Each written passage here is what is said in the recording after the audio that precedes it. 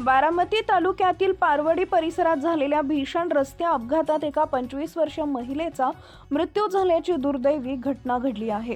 या प्रकरणी बारामती तालुका पोलीस ठाण्यात अकस्मात मृत्यूची नोंद करण्यात आली असून पुढील तपास सुरू आहे। मिळालेल्या माहितीनुसार रुपाली मयूर कोकणे, वय वर्ष 25, राहणार पारवडी, तालुका बारामती, जिल्हा पुणे असं मृत्यू झालेल्या महिलेचं नाव आहे। याबाबतची खबर सचिन शिवाजी कोकणे, वय वर्ष 36, व्यवसाय वकिली, राहणार पारवडी यांनी पोलिसांना दिली आहे। खबर देणाऱ्यानं दिलेल्या माहितीनुसार 4 मार्च 2024 रोजी सायंकाळी सुमारे 8:45 वाजेच्या सुमारास रुपाली कोकणे आपल्या पती मयूर कोकणे आणि 2 लहान मुलांसह दुचाकीवरून पारवडीकडे जात होत्या। यावेळी समोरून येणाऱ्या वॅगनर कार क्रमांक MH42BJ 1404 चालकानं रॉंग साईडनं येत त्यांच्या दुचाकीला जोरदार धडक दिली। या अपघातात रुपाली कोकणे गंभीर जखमी झाल्या।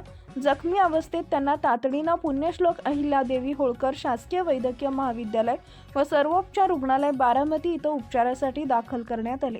मात्र उपचारादरम्यान त्यांचा मृत्यू झाला। ही घटना रात्री 10:15 वाजण्यापूर्वी घडल्याचं पोलिसांनी नमूद केलंय। या घटनेची नोंद 5 मार्च 2024 रोजी रात्री 12:48 सुमारास बारामती तालुका पोलीस ठाण्यात अकस्मात मृत्यू रजिस्टर क्रमांक 26/2024 BNSS 194 अंतर्गत करण्यात आली आहे।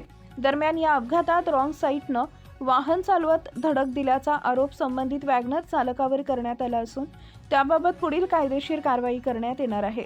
या प्रकरणाचा प्राथमिक तपास पोलीस हवालदार थोरवे करत असून पुढील तपास सुरू आहे। या दुर्दैवी घटनेमुळे पारवडी परिसरात हळहळ व्यक्त केली जाते, तर रस्त्यांवरील बेदरकार वाहन चालकांवर कठोर कारवाई करण्याची मागणी नागरिकांकडून केली जाते आहे।